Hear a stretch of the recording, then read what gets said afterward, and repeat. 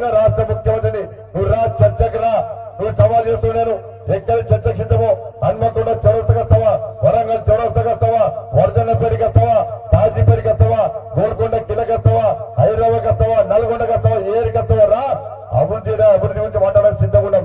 నువ్వు ముఖ్యమంత్రి అయినాక, ముఖ్యమంత్రి కాకముందు, ఆంధ్ర ఉద్యమ సమయంలో, ఉద్యమం తర్వాత, తెలంగాణ రాష్ట్ర ఏర్పాటు ముందు, తెలంగాణ రాష్ట్ర ఏర్పాటు తర్వాత తెలంగాణ అభివృద్ధి బేరీజు వేసుకుంటాం.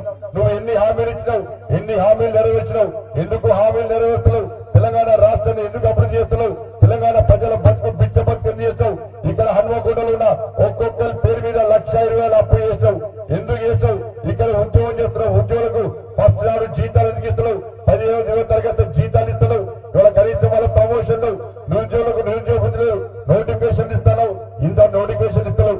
ఇవన్నిటిలో చర్చించడానికి సిద్ధమని నేనంటే అభివృద్ధి మీద చర్చ జరగకుండా, ఆయన అమలు చేసిన సంక్షేమ పథకాలు నీరుగా చర్చ జరగకుండా కేవలం భక్తు రాజకీయాలు చేస్తూ ప్రజల దృష్టి మళ్లించి తెలంగాణ సెంటిమెంట్ మళ్ళా రగిలించే ప్రయత్నం రాష్ట్ర ముఖ్యమంత్రి చేస్తారు.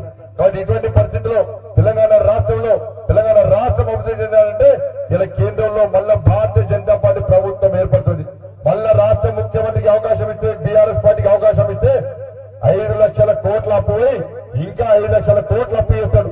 మీ దగ్గర మీరు 1,20,000 అప్పు కాదు, మళ్ళా 1,20,000 అప్పు చేసి వాళ్ళ అప్పుల